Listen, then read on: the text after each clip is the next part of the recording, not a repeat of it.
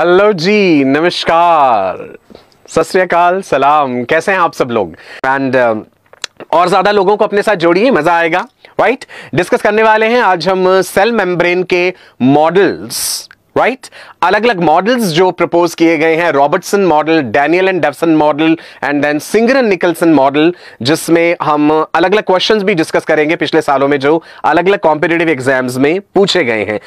सो बढ़ते हैं आगे। सेल मेम्ब्रेन मॉडल्स जो हम डिस्कस करने जा रहे हैं, मैं आपका अपना डॉक्टर सचिन कपूर विद बेहतरीन एजुकेटर्स से पढ़ने का मौका। राइट, चलिए जी, अब शुरू करते हैं पूरी गर्मजोशी के साथ आज का ये session, that is cell membrane model. चलिए जी, कहानी आगे बढ़ाते हैं। Cell the unit of life. देखिए, सेल में भी हमने कितने खूबसूरत रंग भर दिए हैं आपके लिए। स्क्रीन पे लगातार नजर बनाए हुए हूं मैं। सेल मेम्ब्रेन या बायो मेम्ब्रेन्स, जिनके अलग अलग मॉडल्स हम पढ़ने जा रहे हैं आज, जिक्र करते हैं जी सेल मेम्ब्रेन का। It was discovered by Schwann, right? The term was originally used by Nageli and Cramer.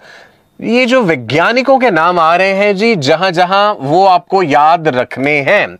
सबसे पहले इस टर्म का इस्तेमाल किया गया था नगेली एंड क्रैमर के द्वारा for the membranes covering of the protoplast. जो प्लाज्मा लेमा नेम है वो दिया था प्लो ने। क्लियर है जी? 3 वैज्ञानिकों के नाम यहां पे आए हैं बायो मेम्ब्रेन्स को लेकर के, जिनके नाम आपको याद होने चाहिए। आपके सामने प्लाज्मा मेम्ब्रेन का स्ट्रक्चर दिखाया गया है। बाय लेयर ऑफ फॉस्फोलिपिड्स होती है। राइट, देखिए सेलुलर लेवल पे भी चीजें कितनी खूबसूरत से नेचर ने अरेंज करी हैं। आपको बीच बीच में प्रोटीन्स दिख रहे हैं बेटा। प्रोटीन्स जो है वो फॉस्फोलिपिड्स के साथ साथ मेम्ब्रेन में प्रेजेंट हैं। इसके अलावा कार्बोहाइड्रेट्स भी होते हैं, ऑलिगोसैकेराइड्स है, शुगर्स जो हैं एंटीजेंस का काम भी करते हैं। कुछ प्रोटीन्स प्लाज्मा मेम्ब्रेन को ट्रेवर्स करते हैं, चैनल प्रोटीन्स कहते हैं उन्हें। डिटेल में डिस्कस करेंगे कि किस प्रकार से अलग अलग तरह के प्रोटीन्स अलग अलग काम कर रहे हैं। कुछ प्रोटीन रिसेप्टर की तरह काम करते हैं, कुछ प्रोटीन चैनल्स होते हैं जिनके जरिए चीजें अंदर या बाहर जाती हैं प्लाज्मा मेम्ब्रेन से। बढ़े जी आगे। मोहामिना, कैन यू प्रोसीड? चलो, साथ साथ क्वेश्चंस का सिलसिला तो हमने रखा ही हुआ है कि जैसे जैसे हम कोई ना कोई टॉपिक पढ़ेंगे उसके क्वेश्चंस भी हमने साथ साथ करने हैं। अभी तक हमने जितने भी टॉपिक डिस्कस करे हैं सेल में, हमने उनके क्वेश्चंस भी साथ साथ करे हैं। सो भारत जी आगे बढ़े। Great, happy Holi Aman. देखते हैं जी इधर। A major breakthrough in the studies of cells came with the development of electron microscope. Because cell membranes इतनी छोटी हैं, आप उन्हें लाइट माइक्रोस्कोप से नहीं देख सकते। इलेक्ट्रॉन माइक्रोस्कोप की खोज जब हुई तो मेजर ब्रेक थ्रू हुआ इसमें। रीजन, दिस इज बिकॉज, क्या कारण है इस चीज का? देखिए जी, जानते हैं। पहला है, electron microscope is more powerful than the light microscope and it uses a beam of electrons which has wavelength much longer than that of photons. ये पहला ऑप्शन है। नीट 2006, उस समय AIPMT हुआ करता था, हमने नीट का नाम दिया जी इसे। The resolving power of electron microscope is much higher than that of light microscope. Second option. Third है, the resolving power of the electron microscope is 200 to 350 nm as compared to 0.1 to 0.2 nm for the light microscope. And the fourth is, electron beam can pass through thick materials whereas light microscopy requires thin sections. हाँ जी, 1 का A कह रहे हैं कुछ बच्चे। B is the correct answer. चलिए आगे बढ़ते हैं। The term glycocalyx is used for, glycocalyx term जो है वो किसके लिए इस्तेमाल होता है? Sunita, a layer present between cell wall and membrane of bacteria, or the glycocalyx is used for cell wall of bacteria. Bacterial cell glyco-engineered to possess N-glycosylated proteins, या फिर a layer surrounding the cell wall of bacteria. 4 options आपके सामने। Majority of students ने correct answer दिया है। Glycocalyx term use किया जाता है a layer surrounding the cell wall of bacteria, NEET 2013। साथ साथ आपको प्रैक्टिस मिल रही है कि किस तरह के क्वेश्चंस भी पूछे जाते हैं। बायो मेम्ब्रेन्स में आगे बढ़ते हैं। Cell membrane injured part of the membrane is quickly repaired. ये बात आप जानते हैं, सेल का मेम्ब्रेन अगर डैमेज होती है, मेम्ब्रेन क्वासी फ्लूइड है, अपने आप को जल्दी से डायनेमिक नेचर होने के कारण रिपेयर कर लेती है। फॉस्फोलिपिड और प्रोटीन्स ही तो हैं मुख्य रूप से।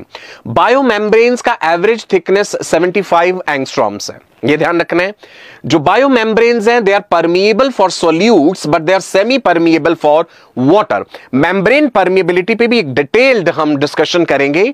याद रखिएगा, सॉल्यूट्स के लिए परमिएबल हैं, पानी के लिए सेमी परमिएबल होती हैं मेम्ब्रेन, राइट जी।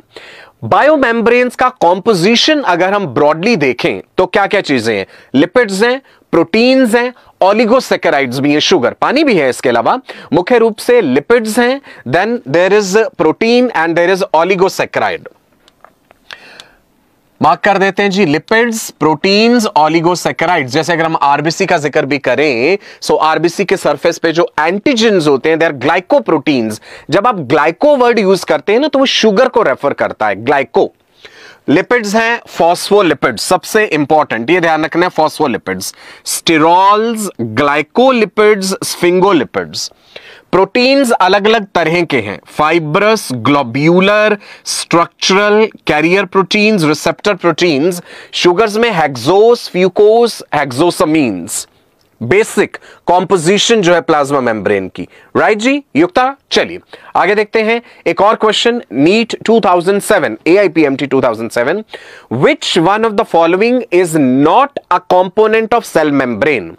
कॉम्पोजिशन में से पूछा गया है कि इसमें से कौन सा सेल मेम्ब्रेन का कंपोनेंट नहीं है?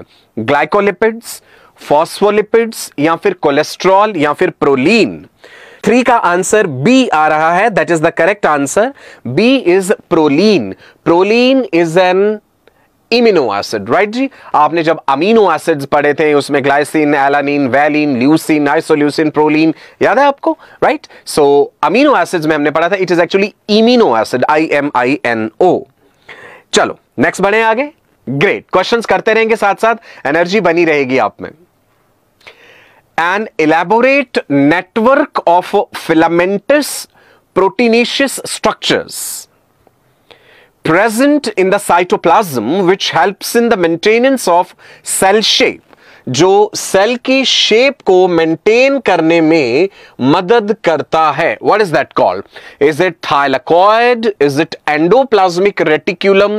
Is it plasma lemma? या is it cytoskeleton? Question number 4, D answer आ, 4 का आंसर डी बिल्कुल सही है जी, साइटोस्केलेटन को रेफर कर रहा है। सेल के अंदर साइटोस्केलेटन है जो कई तरह का काम करता है, सेल में एक स्ट्रक्चरल सपोर्ट भी दे रहा है, और ये एक तरह का फिलामेंटस प्रोटीनेशियस नेटवर्क होता है साइटोप्लाज्म में। क्लियर? बढ़े आगे। We have more than 174 people watching. ज्यादा लोगों को साथ में जोड़िए, ज्यादा एनर्जी लेते हैं, ज्यादा लोगों को होली की विशेष देते हैं। प्यारे प्यारे लाइक्स अपने दबाते रहिएगा, आपकी होली की विशेष लाइक्स की फॉर्म में हम तक पहुंच जाएगी। एनसीईआरटी का क्या कहना है बायो मेम्ब्रेन के स्ट्रक्चर को लेकर के? Detailed structure of membrane was studied only after electron microscope का डिस्कवरी जब हुआ, जिसमें से आरबीसीज, रेड ब्लड सेल्स जो हैं उन पे इनिशियल स्टडीज करी गई। रेड ब्लड सेल्स को हाइपोटोनिक सॉल्यूशन में डालें तो क्या असर होगा, अगर आरबीसीज को हाइपरटोनिक सॉल्यूशन में डालें तो क्या असर होगा। सिंपल सी बात देख लेते हैं, अगर आपने आरबीसीज को एक ऐसे सॉल्यूशन में डाल दिया जो कि डाइल्यूट है, हाइपोटोनिक है, चलिए हम बना के देख लेते हैं। मान लीजिए इस कंटेनर में हम पानी ले रहे हैं और यहां पे हमने आरबीसी रखे, अलग रंग ले लेते हैं जी, इधर लीजिए, सपोज दिस इज वाटर, और अगर ये सॉल्यूशन हाइपोटोनिक है, what is the meaning of hypotonic solution? मतलब एक ऐसा सॉल्यूशन जिसकी अपनी कंसंट्रेशन जो है वो आरबीसी की कंसंट्रेशन के कंपैरिजन में कम है, मतलब पानी वहां पे ज्यादा है। तो बेटा ऑब्वियस ही बात है, पानी जो है वो आरबीसी के अंदर जाना शुरू हो जाएगा। हाइपोटोनिक है ना, डाइल्यूट है, सो आरबीसी क्या हो जाएंगे? स्वेल हो जाएंगे। फरहान ने कहा कि वो बस्ट कर जाएंगे, बिल्कुल सही कहा आपने, पानी अंदर घुसेगा, दे विल बस्ट। और अगर हम इसका रिवर्स करें, हाइपरटोनिक सॉल्यूशन में रख दें तो आरबीसी का पानी निकल के बाहर आ जाएगा, वो श्रिंक हो जाएंगे। आरबीसी को स्टडी किया गया शुरुआत के दिनों में मेम्ब्रेन के स्ट्रक्चरल डिटेल्स जानने के लिए। सो मैंने कहा जी फूल जाएगा हाइपोटोनिक सॉल्यूशन में, बिल्कुल सही कहा जी आपने, राइट। आकाश जी आपका नाम तो हमेशा लेते रहते हैं हम, ग्रेट। चलो आगे बढ़ते हैं, एनसीईआरटी का और क्या कहना है वो अभी जानेंगे। याद रखिए कि बायोमेम्ब्रेन्स जो हैं these are not visible under light microscope. Light microscope के नीचे जैसे आपने अपने स्कूल में जो माइक्रोस्कोप देखे होंगे, आप वहां पे मेम्ब्रेन का स्ट्रक्चर स्टडी नहीं कर सकते, उसके लिए आपको हाईफाई माइक्रोस्कोप्स चाहिए। इलेक्ट्रॉन माइक्रोस्कोप के इस्तेमाल से आपको ट्राइलेमिनर या ट्राइपार्टाइट स्ट्रक्चर नजर आता है। जब आप ट्राइलेमिनर कहते हैं तो मतलब 3 लेयर्स कुछ ऐसी नजर आती है कि एक डार्कर लेयर, फिर उसके बाद एक और डार्कर लेयर, और बीच में बिल्कुल लाइट मटेरियल जो है वो आपको नजर आता है, right. So there is an electron dense और dark layer on either side of the middle electron transparent layer. ये बीच वाली लेयर जो है इसको हम क्या देते हैं ji, this is electron transparent layer, और ये वाली जो ऊपर वाली है 1 and 2 इलेक्ट्रॉन डेंस, ये आपको कहां पे नजर आएगा, under electron microscope. These appear trilaminar और ट्राइपार्टाइट, 3 लेयर की बनी हुई। और ज्यादा डिटेल्ड स्ट्रक्चर जो है और हाई-फाई माइक्रोस्कोप्स होते हैं, या और कई टेक्निक्स हैं जिनके जरिए प्लाज्मा मेम्ब्रेन का स्ट्रक्चर जाना जाता है। ग्रेट, वंडरफुल जी। बच्चे कह रहे हैं कि हमारे स्कूल में नहीं है। बेटा ये इलेक्ट्रॉन माइक्रोस्कोप्स तो स्कूल्स में नहीं होंगी, they are very very costly apparatuses, ये आपको बहुत बड़े बड़े लेबोरेटरीज में ही मिलेंगे। जब आप एम्स पहुंचेंगे ना वहां आपको दिख जाएंगी, मौलाना आजाद मेडिकल कॉलेज जाएंगे ना वहां ये सब चीजें दिखेंगी। चले जी, एनसीईआरटी का कहना है कि इलेक्ट्रॉन माइक्रोस्कोपिक स्टडी से हमें पता चला that the cell membrane is composed of lipids that are arranged in a bilayer, right. Lipids का बाइलेयर होता है। Lipids are arranged with in the membrane with polar head towards the outer side. अभी आपको बना के दिखाता हूं मैं, ये देखिए रेड कलर ले लेते हैं जी, क्लियरली विजिबल होगा आपसे। अगर हम फॉस्फोलिपिड्स का भी जिक्र करें राजा बेटा, तो वो कुछ इस तरह से अरेंज्ड हैं। इनमें हाइड्रोफिलिक एंड और हाइड्रोफोबिक एंड होता है ना, सो इस तरह से फॉस्फोलिपिड्स अरेंज्ड हैं कि जो उनका हाइड्रोफोबिक एंड है, जो पानी से डरता है, फोबिया है जैसे, वो अंदर की तरफ है।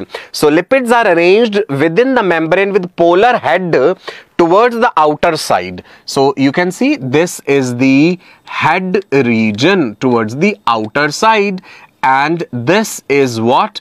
It is the tail region towards the inner side. Hydrophobic tails are towards the inner part. Lipids में ये खूबसूरती है कि वो अपने आप को इस तरह से अरेंज कर लेते हैं। वंडरफुल जी, नेक्स्ट स्लाइड पे चलते हैं। आप इधर देख सकते हैं, आपको एक एनिमेशन की फॉर्म में भी दिखाया गया है कि मेम्ब्रेन आपको किस तरह से दिखता है।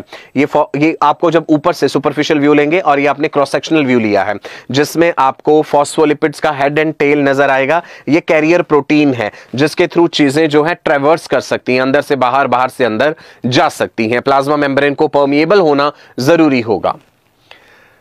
This ensures that non-polar tail of saturated hydrocarbon is protected from the aqueous environment. Right? Non-polar tail जो है हाइड्रोकार्बन की, वो पानी से, aqueous environment से protected है। Lipid component of membrane mainly consists of phosphoglycerides. अगर हमसे पूछा जाए कि मुख्य रूप से कौन से lipids है मेम्ब्रेन में, so they are phosphoglycerides. Biochemical investigation clearly revealed that cell membrane also processes protein and carbohydrates. Biochemical analysis से हमें पता चला, ये एनसीईआरटी की स्टेटमेंट्स हैं एज इट इज, इसलिए मैं आपके लिए एक एक स्टेटमेंट रीड कर रहा हूं ताकि आपको इस चैप्टर के लिए अलग से फिर एनसीईआरटी पढ़ने की जरूरत नहीं है। जितना हमने यहां पे करा दिया है that is more than enough for this particular chapter, right ji. So अभी तक हमने जाना कि फॉस्फोग्लिसराइड्स हैं, उसके अलावा प्रोटीन्स भी हैं एंड कार्बोहाइड्रेट्स भी हैं। ये एनसीईआरटी का स्टेटमेंट है ji as it is. Ratio of protein and lipid varies कितने परसेंट प्रोटीन होगा, कितने लिपिड होगा, ये अलग अलग सेल्स में वेरी कर जाता है। न्यूरॉन्स को स्टडी करेंगे या फिर आप कंपैरेटिवली आरबीसी को स्टडी करेंगे, एपिथेलियल सेल को स्टडी करेंगे, तो ये वेरी करेगा in different cell types. Human beings में membrane of erythrocyte has approximately 52% protein and 40% lipids. This is important. मैंने अपनी लास्ट क्लास में भी आपको ये बात बताई थी कि आरबीसीज में कितने प्रतिशत प्रोटीन्स हैं और कितने प्रतिशत लिपिड्स हैं, ये आप खास तौर पे ध्यान रखिएगा।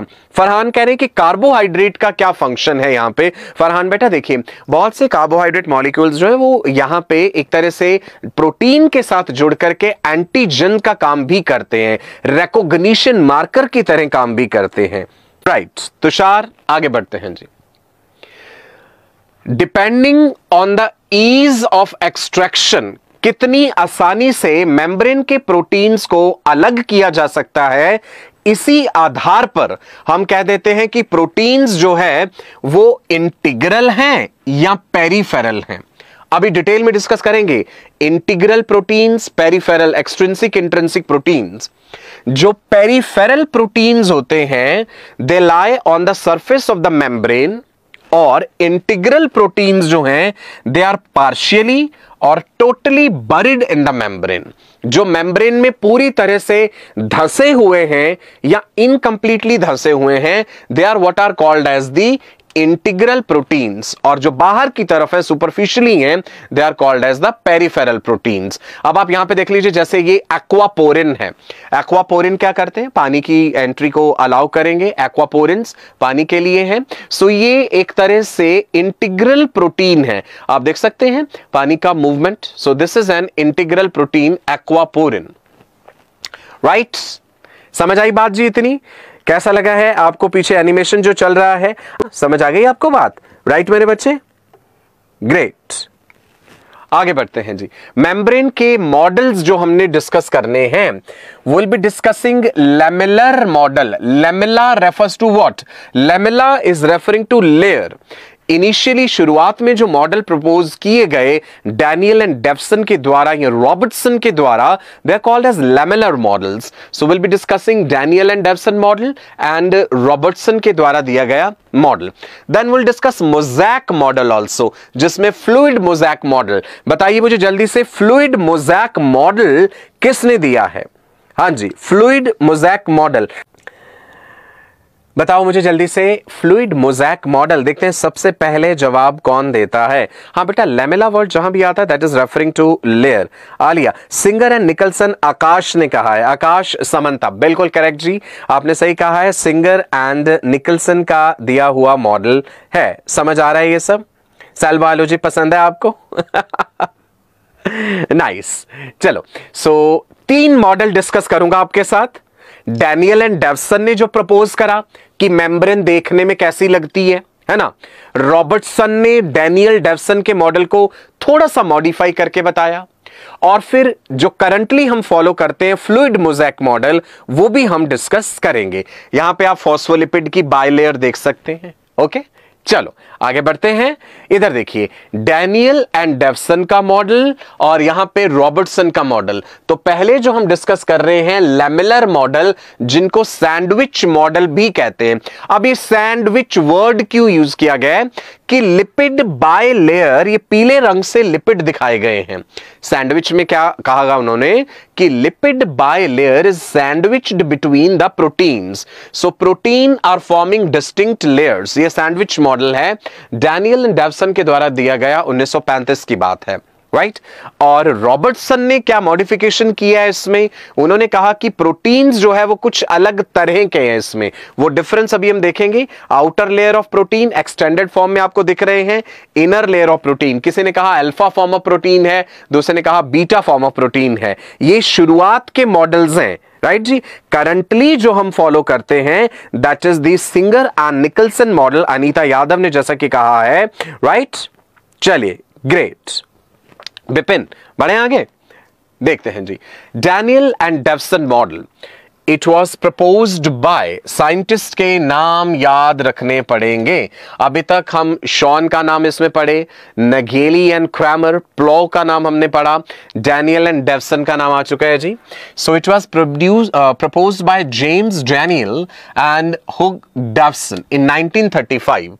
उनका कहना है कि biomembrane contains 4 molecular layers, 4 layers हैं, ये इनका कहना था, 2 फॉस्फोलिपिड की लेयर और 2 प्रोटीन की। That is what they said, यानी वो 4 लेयर्स हैं, there are 2 phospholipid and 2 protein layers. Phospholipid bilayer is covered on either side by a layer of hydrated globular alpha protein molecules. अभी diagram में आपको दिखाई मैंने ये चीज कि फॉस्फोलिपिड्स के दोनों तरफ, बाहर की तरफ और अंदर की तरफ, किससे कवर्ड है वो? It is covered on either side by hydrated globular और अल्फा प्रोटीन मॉलिक्यूल्स। क्लियर है जी? राइट? दिखाऊं डायग्राम, फिर से दिखा दूं आपको एक बार। वंडरफुल। मैं आपको ये वाली कही हुई बात फिर से दिखा देता हूं। ये देखिए, ये रही फॉस्फोलिपिड की लेयर, ये रही फॉस्फोलिपिड्स।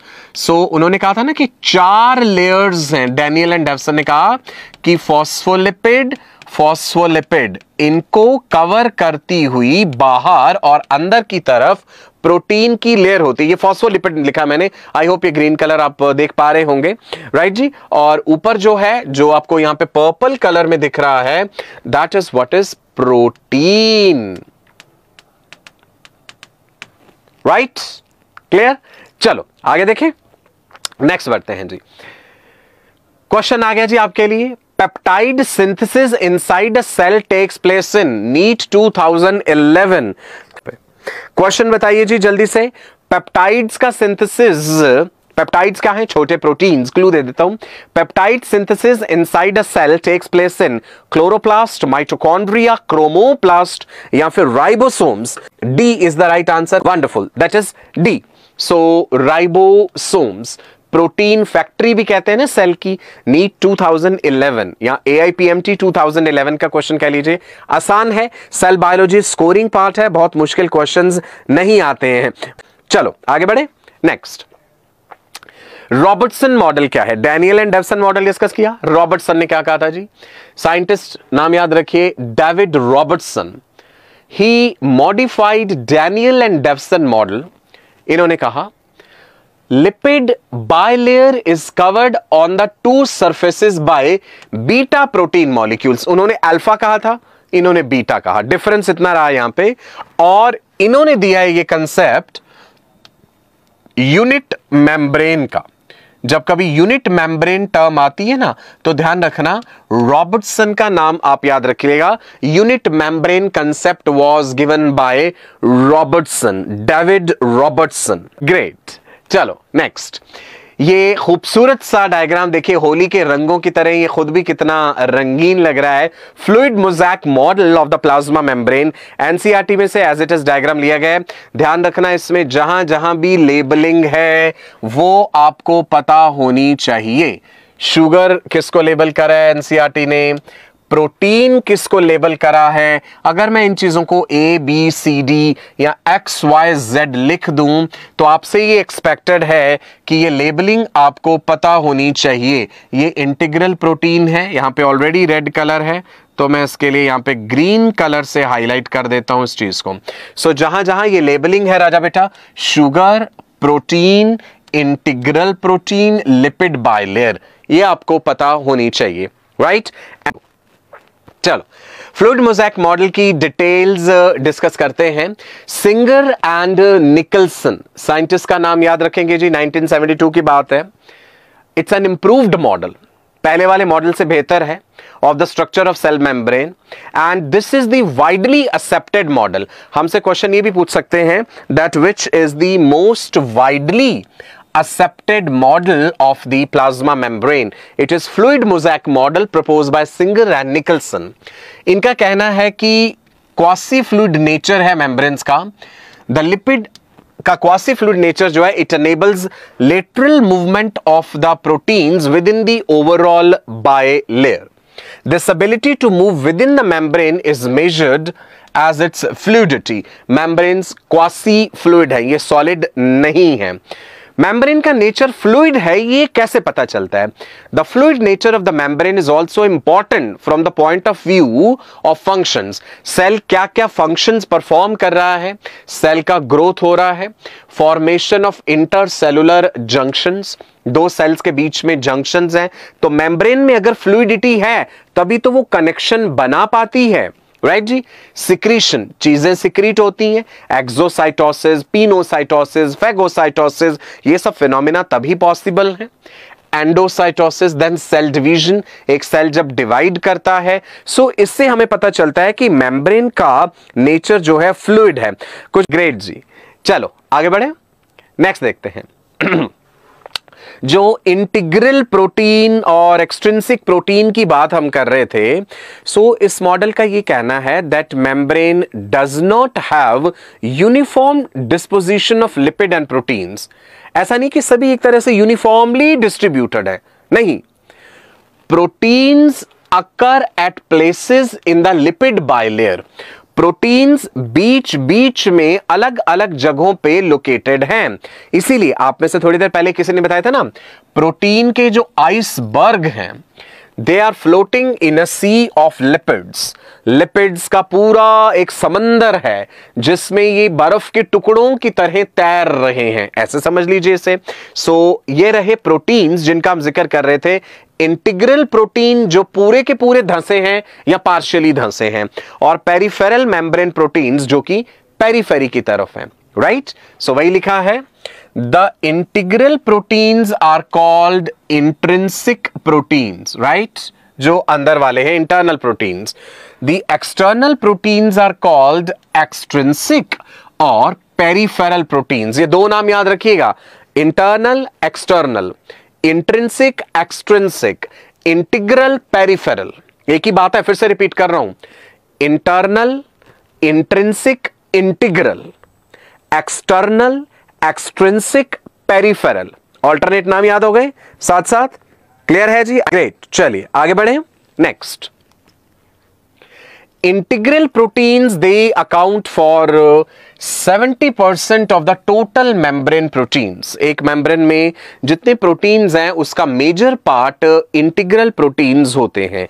यहां पे आप देख पा रहे हैं कि कुछ प्रोटीन्स चैनल की तरह काम कर रहे हैं, चीजों की एंट्री एग्जिट को अलाउ कर रहे हैं. सोडियम पोटेशियम पंप का भी आपको ध्यान होगा, जो सोडियम आयंस को बाहर फेंकता है और पोटेशियम आयंस को अंदर लाता है. ओके.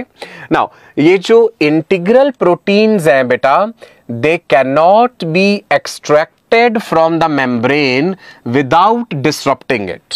आप उन्हें मेम्ब्रेन से अलग नहीं कर सकते, मेम्ब्रेन को डिसरप्ट करना पड़ेगा आपको. मेम्ब्रेन का स्ट्रक्चर जो है वो डैमेज होगा, तभी वो प्रोटीन्स अलग हो सकते हैं. Some integral proteins are called tunnel proteins और transmembrane proteins. Transmembrane protein channel को भी बोलते हैं. जब हम कहते हैं ना सोडियम लीकेज चैनल है एक्सॉन की मेम्ब्रेन में, पोटाशियम लीकेज चैनल है, तो वो चैनल शब्द का मतलब क्या होता है? Channel is a transmembrane protein, जो चीजों की एंट्री अलाउ कर सकता है, जो चीजों का एग्जिट अलाउ कर सकता है. तो ये इंटीग्रल प्रोटीन्स है राजा बेटा, जो चैनल की तरह काम करते हैं. क्लियर है इतना? चलिए, इतना क्लियर है आपको तो जल्दी से आप अपने प्यारे प्यारे लाइक्स जो है वो दबाइए. ग्रेट. क्वेश्चन देखते हैं जी, नीट 2008 का.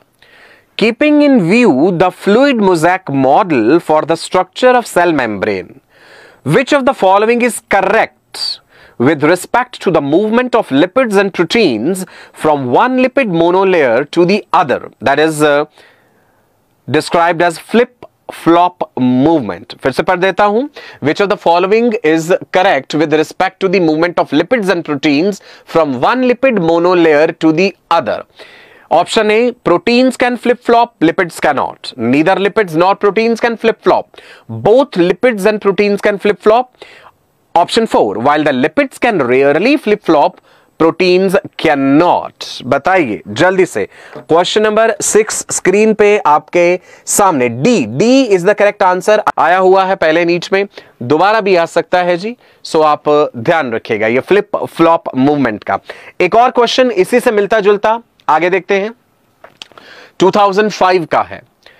According to widely accepted fluid mosaic model, सबसे वाइडली एक्सेप्टेड ये मॉडल है, the cell membrane are semi fluid whereas lipids and integral proteins can diffuse randomly. In the recent year, this model has been modified in several respects. In this regard, which of the following statement is incorrect? कौन सी बात incorrect है इसमें से? Question number 7 है आपके सामने। Proteins in a cell membrane can travel within the lipid bilayer. Proteins can also undergo flip-flop movement in the lipid bilayer. हमको बताना क्या है, ध्यान रखना, बताना है इनकरेक्ट वाली बात, तो गड़बड़ मत कर जाना कहीं, हमें इनकरेक्ट बात बतानी है। देखते हैं जी 7 का आंसर कितने लोग कर पाते हैं। क्वेश्चन नंबर जरूर लिखिए। भरत ने ठीक लिखा है, अंकित आपका जवाब गलत है जी। आलिया क्वेश्चन नंबर जरूर लिख के देखिए जी। क्वेश्चन नंबर 7 का डी, आपको इनकरेक्ट बात बतानी है बेटा, आप क्यों गड़बड़ कर रहे हैं बहुत बच्चे। भरत तुमने ठीक लिखा है, 7 का answer is B. Payal, proteins can also undergo flip flop. अभी इससे पिछले क्वेश्चन में तो आपने देखा प्रोटीन फ्लिप फ्लॉप नहीं करते हैं, अभी इससे पिछले क्वेश्चन में तो आपने देखा, राइट जी। विमलेश, कुसुम, क्लियर है। 284 likes, can we make it 300 right now? जल्दी से माहौल को और ज्यादा एनर्जी से भरते हैं आगे। नाउ फंक्शंस क्या क्या है प्लाज्मा मेम्ब्रेन के? प्लाज्मा मेम्ब्रेन बहुत सारे फंक्शंस करती है। सबसे बड़ी और इंपॉर्टेंट बात तो ट्रांसपोर्टेशन ऑफ सब्सटेंसेस है। सेल के अंदर चीजें जानी है, सेल के बाहर आनी है चीजें। One of the most important function, अगर हमसे पूछा जाए विच is the most important function of plasma membrane, that most important function is transportation of molecules across it. चीजों की एंट्री, चीजों का exit. Many molecules can move briefly across the membrane without any requirement of energy, तो उसको हम passive transportation कहते हैं। जब कोई एनर्जी की जरूरत नहीं है, सीधा अपने कंसंट्रेशन ग्रेडियंट के हिसाब से चीज चली गई, so that is what is called as passive transport. Membrane transport एक सेपरेट टॉपिक की तरह डिटेल में आपके साथ डिस्कस करूंगा। What is active transport, what is passive transport. Active में भी प्राइमरी एक्टिव क्या है, सेकेंडरी एक्टिव क्या है, राइट? और पैसिव में भी हम बहुत सारी चीजें डिस्कस करेंगे। डिफ्यूजन भी डिस्कस करेंगे, फैसिलिटेटेड डिफ्यूजन भी डिस्कस करेंगे। निष्कर्ष आलिया, बढ़ते हैं जी आगे। Select the correct statement. आपको यहां पे नीट 2012 का क्वेश्चन है जी। करेक्ट स्टेटमेंट बतानी है from the following regarding cell membrane. Sodium and potassium ions move across cell membrane by passive transport. Proteins make up 70 to 80% of the cell membrane. Lipids are arranged in a bilayer with polar head towards the inner part. Fluid mosaic model of cell membrane was proposed by Singer and Nicholson. Right, बताओ जी। आसान question, very easy question, I think most of you can do this. D is the correct answer, बिल्कुल सही है ji, D is the correct answer. Jatin, वो भी शुरू होगा जल्दी से जो आप चैप्टर बोल रहे हैं। Fluid mosaic model of the cell membrane was proposed by Singer and Nicolson, NEET 2012 का क्वेश्चन है आपके सामने। फंक्शंस का जिक्र कर रहे थे। न्यूट्रल सॉल्यूट्स जो होते हैं they may move across the membrane by the process of simple diffusion. आप जानते हैं जैसे गैसेस हैं, एल्वियोलाई का जिक्र करें, है ना। एल्वियोलाई में जब हम एयर इनहेल करते हैं, when you are inhaling the air, पूरी की पूरी हवा आपके लंग्स में पहुंची, ऑक्सीजन भी है, कार्बन डाइऑक्साइड भी है। एल्वियोलाई जो सिंपल स्क्वामस एपिथेलियम है, उसकी मेम्ब्रेन को भी तो चीजें क्रॉस करती हैं, है ना, right? So along the concentration gradient, water may also move across this membrane from higher to lower concentration. Movement of water by diffusion is what is called as osmosis. NCERT की statements हैं जी, as it is आपके लिए। Okay, Maria, फिरदौस, सृष्टि गुप्ता। एक question और जी आपके सामने, match the following columns. Match वाले questions तो आसान होते हैं, स्कोरिंग होते हैं, बिकॉज एक दो मैचिंग भी अगर आपको आ जाते हैं तो बाकी का आप अंदाजा लगा लेते हैं। Thylakoids, cristae, cisternae, chromatin. Disc shaped sacs in Golgi apparatus क्या बोला जाता है जी उसे? कंडेंस्ड स्ट्रक्चर ऑफ डीएनए को क्या बोला जाता है? Flat membranous sacs in the stroma and infoldings in the mitochondria. नीचे यहां पे ऑप्शंस दिए हैं, राइट? जल्दी से दिमाग लगाइए और बताइए। Question number 9, D will be the correct answer. Abhay Pratap ने सही कहा है, युक्ता बी नहीं है राजा बेटा, D for Delhi. So D में देखिए क्या लिखा गया है, A is with 3, thylakoid the flat membranous sacs in the stroma, B is 4, cristae is the infoldings in the mitochondria, C is with 1, cisternae, Golgi apparatus and D is with 2 यानी chromatin. Clear?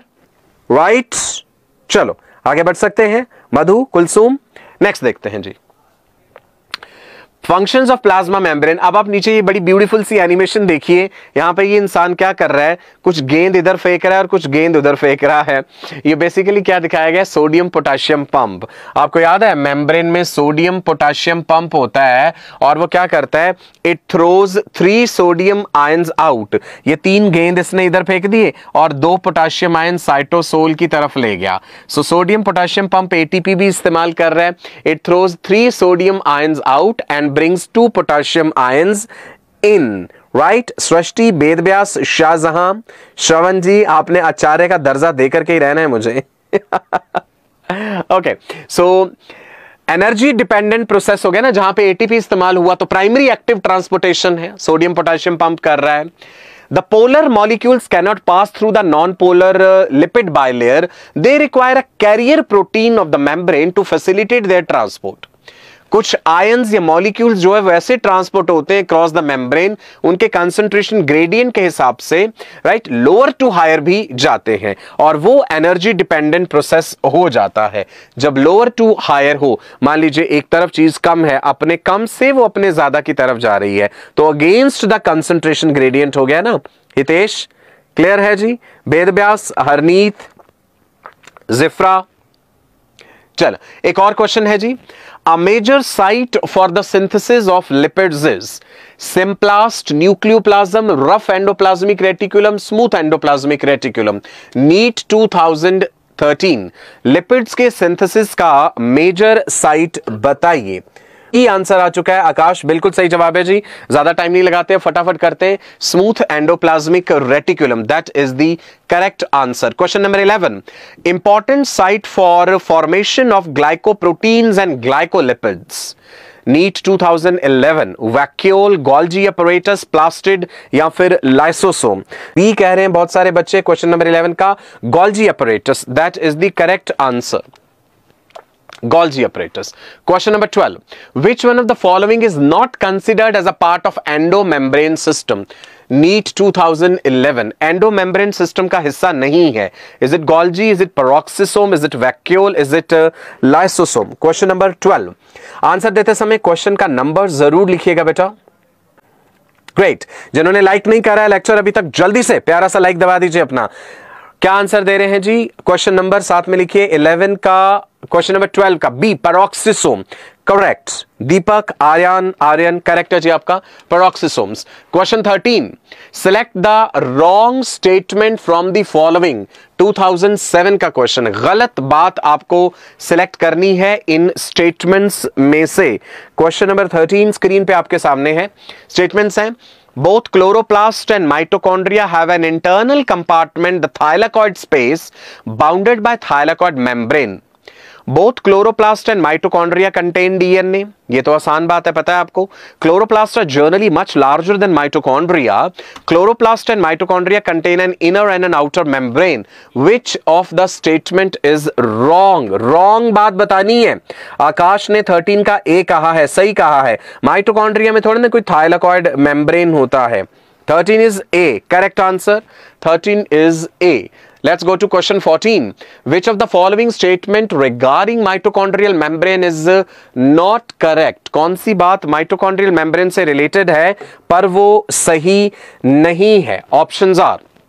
Outer membrane resembles a sieve. Outer membrane is permeable to all kinds of molecules. Enzymes of electron transport chain are embedded in the outer membrane. The inner membrane is highly convoluted, forming a series of infoldings. हाँ जी, जल्दी से question number 14। Ved Vyas, Dolly, प्रिया, Dhanika, question का number नहीं लिख करके भेज रहे हैं आप, क्वेश्चन का नंबर जरूर लिख करके भेजिए जी। 14 का C, right, question number 14 answer C, बिल्कुल जी। आकाश, शियान, फिरदौस, विमलेश, संजीत, पायल, बिल्कुल सही जवाब है जी आपका। Wonderful, great. चलो, सो आई होप आपको आज का सेशन मजेदार लगा है। बहुत सारे क्वेश्चंस भी सेल बायोलॉजी के साथ प्रैक्टिस हो गए हैं।